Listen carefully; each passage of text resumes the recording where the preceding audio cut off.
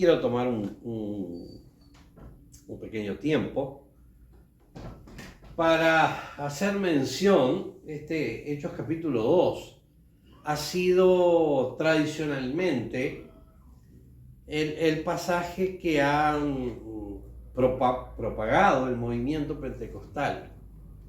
Siempre que tengo la oportunidad de hablar de las manifestaciones del Espíritu, digo, en realidad hay otros textos mejores, porque este fue un asunto particular. ¿Qué tiene de importante esto? ¿Qué es el inicio de la iglesia? ¿Qué tiene de importante esto? ¿Qué es las primicias? Antes no había sucedido esto.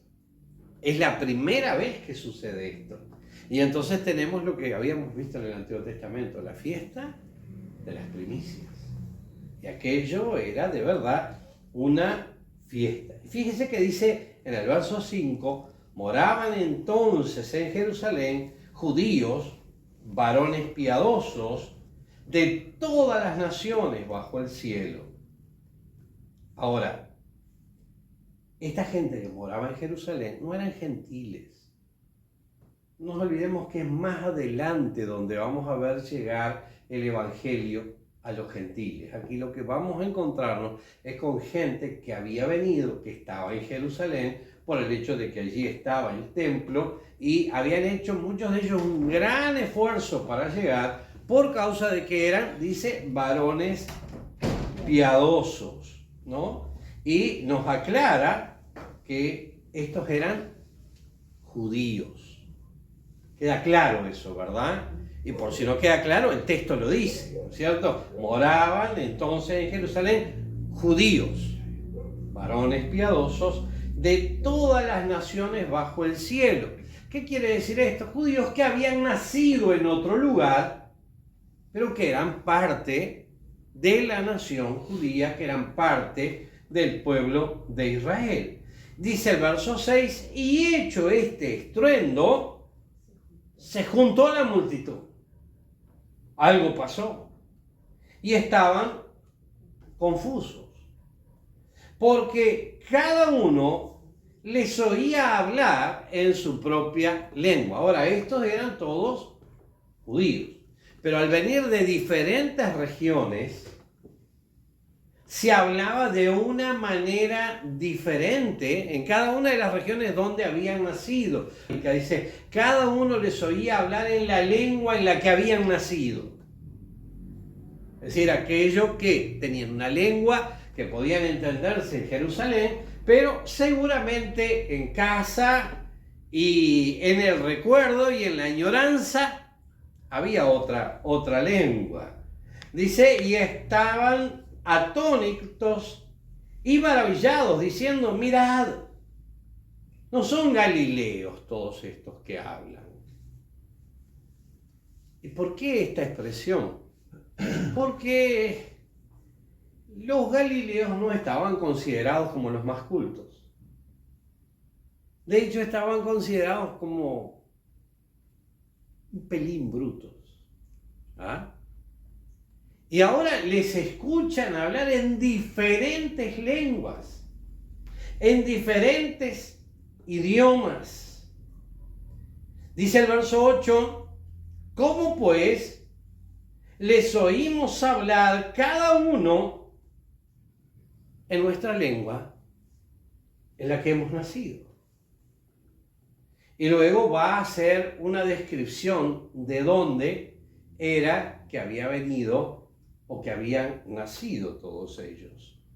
Dice, partos, medos, elamitas, y los que habitamos en Mesopotamia, en Judea, después vamos a hacer una parte para esto, en Capadocia, en el Ponto y en Asia, en Frigia y Panfilia, en Egipto y en las regiones de África más allá de Cirene, y romanos aquí residentes, tanto judíos como prosélitos, cretenses y árabes. Dice, les oímos hablar en nuestras lenguas las maravillas de Dios. La palabra griega, que acá se traduce como lengua, es la palabra, yo se la menciono y usted enseguida la va a sacar. Dice dialecto. Diferentes maneras y formas de hablar. Y hoy cuando hablamos de dialecto hablamos de una pequeña variante entre una lengua y otra, pero aquí no está hablando de pequeñas variantes. Había algunas variantes muy grandes y por otro lado reconocían que aquellos que estaban hablando estas diferentes lenguas no tenían ni la educación, ni la capacidad, ni el trasfondo para poder mencionar todo eso. Y les iban a oír hablar las maravillas de Dios. Por eso digo que no es el mejor texto para hablar acerca del don de lenguas. ¿Ah? Porque aquí está mencionando un aspecto que son lenguas humanas, que no las sabían hablar, pero que a través del Espíritu Santo van a estar hablando en lenguas humanas. Y ya sabemos lo que dice la Escritura, que hay lenguas humanas y hay lenguas angélicas. Y también que el Espíritu mismo intercede por nosotros con gemidos indecibles. Cuando hemos hablado acerca de las manifestaciones del Espíritu y especialmente acerca de los dones, hemos mencionado que la lengua humana nosotros la podemos entender de dos maneras. O por el conocimiento de la lengua, Hechos 2. Allí estaban los que conocían la lengua. O mediante un intérprete a través del Espíritu Santo, mediante la interpretación de lenguas. Las lenguas angélicas solo podemos llegar a entenderlas si hay alguien que interprete también a través del Espíritu Santo. Y luego tenemos la otra categoría, cuando el Espíritu intercede por nosotros con gemidos indecibles. ¿Qué significa indecible? Que no se puede decir. Indecible que no se puede decir. Entonces, también encontramos esos tres aspectos mencionados en la Escritura acerca de esta manifestación del Espíritu denominada el don de lenguas. Acá lo que tenemos específicamente y puntualmente es que están hablando en lenguas humanas. Lo que parece ser interesante es que en realidad no había un borbollón, porque dice que cada uno les oía hablar en sus propias lenguas y contar las maravillas de Dios.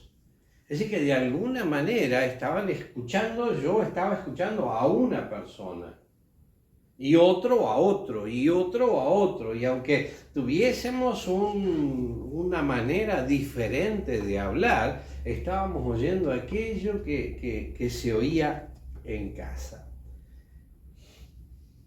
Lo interesante de esto es que no estaban compartiendo un mensaje evangelístico, ¿sabes? El mensaje evangelístico va a venir después y va a ser en una lengua que todos entienden. No hay aquí una predicación en lenguas. Aquí hay una manifestación del Espíritu donde cuentan las maravillas de Dios. Pero va a ser necesario lo que vamos a mirar más adelante, de que Pedro, poniéndose en pie y los 11 con él, entonces alzó la voz y les habló a todos. Pero a mí me impacta la cantidad de diferente origen que allí se menciona, ¿verdad? Partos, medos, elamitas, los de Mesopotamia, de salto los de Judea, Capadocia, Ponto, Asia, Frigia, Panfilia, Egipto, África, Cirene, romanos, cretenses y árabes. Allí había de todos lados. Y cada uno se encontraba con alguien que estaba hablando en su lengua en la que había nacido, aunque tenían una lengua común, que es con la que van a escuchar el mensaje del Evangelio. Les dije que íbamos a tomar un apartecito para este Judea aquí mencionado. porque Jerusalén estaba en Judea. Y Judea no tenía una lengua diferente. Quizás los galileos hablaban un poco distinto. ¿Ah? Por eso ese asunto tan llamativo. Son galileos estos que están hablando. ¿De dónde sacaron todo esto? Ahora, ¿por qué aparece aquí la palabra Judea? Bueno, como este es un tema de discusión de los eruditos, se lo dejamos a los eruditos para que lo sigan discutiendo. ¿Ah? Pero se piensa que de alguna manera se extrapoló que era algún otro nombre. Hay quienes tratan de ubicar alguna otra región con nombre medio parecido. Hay quienes dicen alguno de los copistas de alguna manera lo agregó allí. Pero fuera como fuera, entendemos que Judea no está haciendo referencia a Judea. ¿Ah? Porque no se puede mencionar como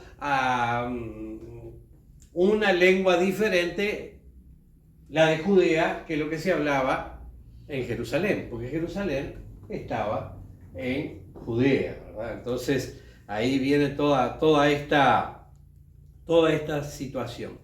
Si bien hemos mencionado una cantidad, déjenme contarlas, 1, 2, 3, 4, 5, 6, 7, 8, 9, 10, 11, 12, 13, 14, 15 lugares diferentes, se piensa que serían unos 10 idiomas diferentes o lenguas lo que se estaba hablando en aquel momento. Y dice que les oímos hablar en nuestras lenguas las maravillas de Dios. Si uno terminara aquí la lectura, uno diría, qué impactante todo esto, ¿no? Como cuando estábamos mencionando y haciendo un repaso o una mirada al libro de los Hechos, viendo los lugares en donde toda la ciudad vino a escuchar la palabra de Dios, ¿no? O sea, eso es impactante, sin duda es impactante. Pero siempre va a haber aquello que dice la palabra del Señor, que los hombres amaron más las tinieblas que la luz. Y si bien el Señor le va a decir a Tomás, porque viste, creíste, bienaventurados los que no ven y creyeron, hay algunos que viendo no creen y oyendo no oyen. Porque dice que estaban todos atónitos y perplejos. Eso sí, eso era en todo. Todos los que habían venido por causa del estruendo estaban atónitos. Estaban perplejos, no entendían lo que estaba pasando. Y se decían unos a otros, ¿qué quiere decir esto? Pedro en su mensaje, dicho en una lengua que todos los que están allí entienden, va a explicar qué quiere decir esto. Esto es lo que habló el profeta Joel. Va a explicar. Ahora, había allí un grupo diciendo, ¿y esto que estamos oyendo, qué quiere decir? ¿Cuál es el propósito?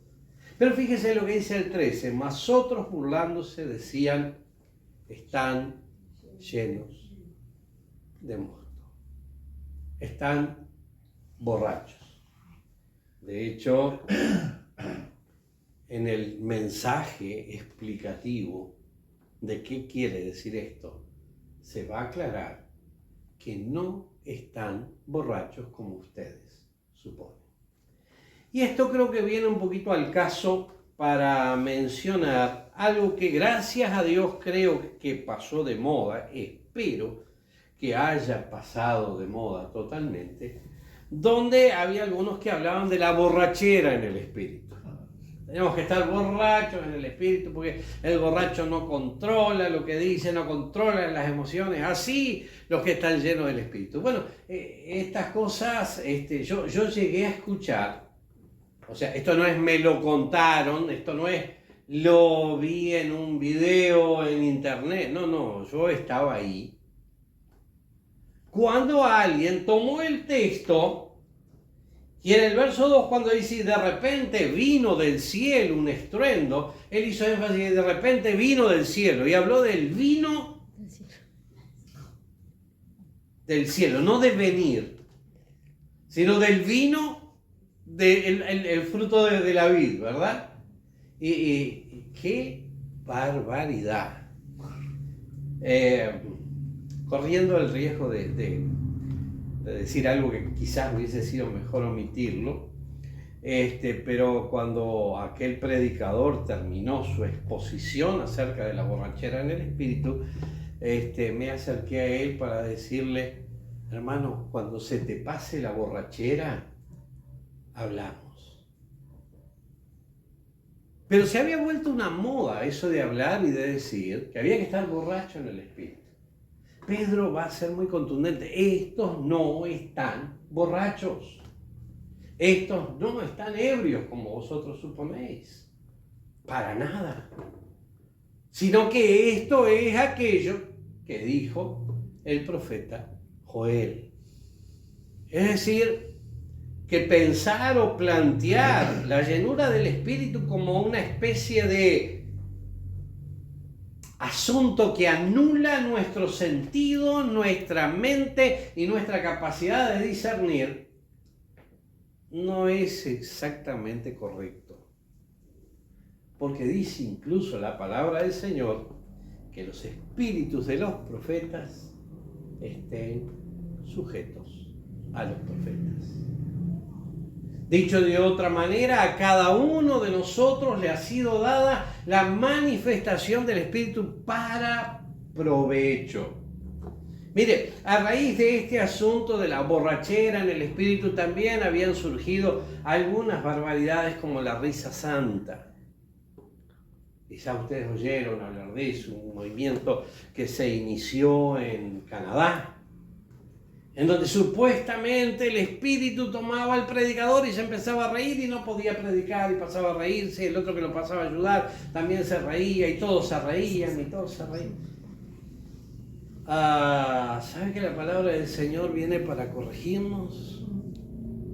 Para redarguirnos.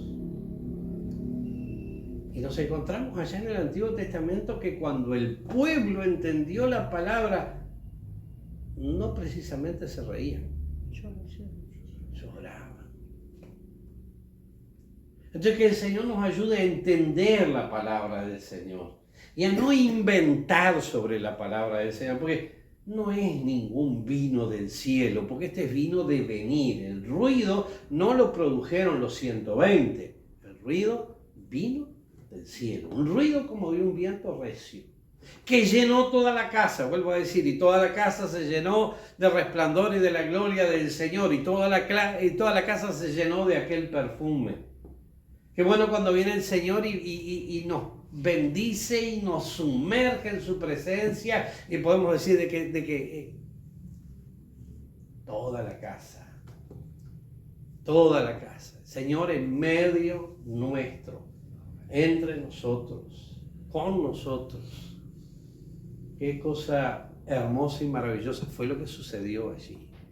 Y luego nosotros vamos a ver ya en la siguiente oportunidad, vamos a ver el resultado, vamos a ver el mensaje, vamos a ver la explicación de qué quiere decir esto, que no continuó esa explicación en lenguas. Porque vuelvo a decir, no hubo una predicación evangelística en lenguas. Simplemente contaban las maravillas de Dios. Contaban las maravillas de Dios. No había llamado al arrepentimiento, no había llamado al cambio de vida. Sí lo va a haber en el mensaje de Pedro. Sí va a haber un llamado. Arrepentíos y convertíos. Sí va a haber un llamado. Pero no lo hay en ese momento. Ahora, también los vamos a encontrar más adelante en este libro de los Hechos, que cuando el Espíritu Santo desciende, los creyentes hablaban con denuedo la palabra de Dios. Hablaban con denuedo la palabra de Dios. Hermano querido, el apóstol Pablo dice: ¿qué haré? ¿Oraré con el Espíritu? Sí, pero también con el entendimiento. A la misma vez, si entra alguien y todos hablamos lengua no entiende nada. Pero si entra alguien y alguien está profetizando desde la palabra del Señor, va a ser reprendido, redarguido, para poder venir al Señor. ¿Se acuerda que nosotros dijimos que qué cosa era importante en todo el libro de los Hechos? Y lo miramos con una cantidad de versículos. La predicación, la palabra, donde va a ir acompañada de milagros, donde va a ir acompañada de crecimiento, donde va a ir acompañada de manifestaciones del Espíritu maravillosas, algunas, por lo menos a mí no me ha tocado verlas, como el caso de Felipe. Estaba en el desierto, termina la tarea allí y aparece en otra ciudad. Bueno, yo no he visto eso todavía, pero sí creo que Dios es poderoso para hacerlo, porque lo dice su palabra. Y por eso decía también de que el estudio de este libro nos va a desafiar, nos va a animar, nos va a motivar, porque vamos a ver que el Señor ha hecho, hace y hará cosas maravillosas. Ahora, permítame otra vez un pequeño apéndice. No se trata de que entremos a transitar apenas un camino del misticismo sin propósito alguno. Imagínese si usted viene a una reunión y el predicador lo único que hace es reírse todo el tiempo. Si usted viene a una reunión y lo único que hay es gritos, ruidos. Como dijo alguien en una vuelta, le preguntaron cómo estuvo la reunión, dice, buenísima, rompimos 3 bancos. Yo sé que hay cosas que Dios actúa y actúa de manera que nos sorprende. Solo déjeme contarle una. Hace muchos años nosotros estábamos en un lugar pequeño y una de las cosas que teníamos era, luego de terminada la reunión, teníamos un tiempo de oración. Luego de terminada la reunión, o sea, ese tiempo de oración no era parte del tiempo de reunión, era posterior. Y más de una vez el Señor nos visitó de una manera tan especial. Y yo recuerdo en particular un día de esos, en donde estábamos orando, el Señor se derramó de una manera especial, unos lloraban, otros quebrantados delante del Señor. Se ve que mientras estábamos orando, alguien acomodó los bancos, por decir, el lugar donde hacíamos la reunión, había que prepararlo para el culto y luego había que acondicionar porque el lugar era muy pequeño y si bien la Escritura dice que estaban sumisos unos a otros, alguien que leyó mal dijo, mire, algunos se quejan porque no hay lugar en el banco y en la iglesia del primer siglo estaban subidos los unos a los otros, y eran sumisos, ¿no?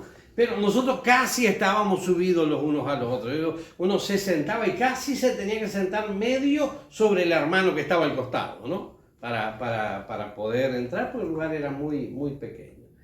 Y se ve que alguien acomodó los bancos, las sillas, las cosas allí mientras estábamos orando. Sé que al terminar y al abrir los ojos uno descubrió de que estaban todos los bancos, como siempre, se dejaban contra las paredes. Había algunos arrodillados por allí mirando para un lado, otros para el otro, otros para el otro.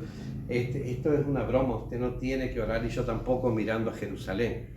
Pero como estamos tan lejos, casi podemos medio mirar para varios lados, que por ahí damos toda una vuelta y llegamos, ¿no es cierto? Bueno, había unos mirando para un lado, otros para otro y para otro, porque cada uno estaba en esa comunión con el Señor, en esa presencia de Dios.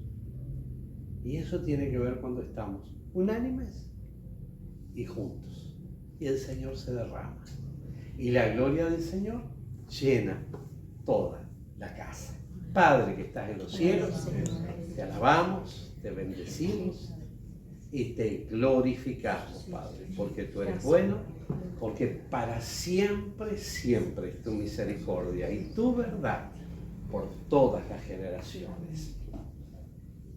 Señor, estamos animados y expectantes por ver, Señor, cómo se van a mover y cómo van a estar estos primeros frutos, esta primer cosecha, este mover de tu Espíritu Santo que da origen a tu iglesia.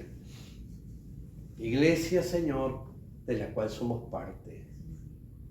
Iglesia en la que tú has prometido que ibas a darnos todas aquellas manifestaciones para provecho, para edificación de la iglesia, para alcanzar tu propósito. Padre, gracias te damos. Señor, sigue obrando en nuestra vida y sigue obrando, Padre, en la vida de todos aquellos que están escuchando estas enseñanzas, en el nombre que es sobre todo nombre, el nombre bendito de Jesús. Amén. Amén y amén. Bueno.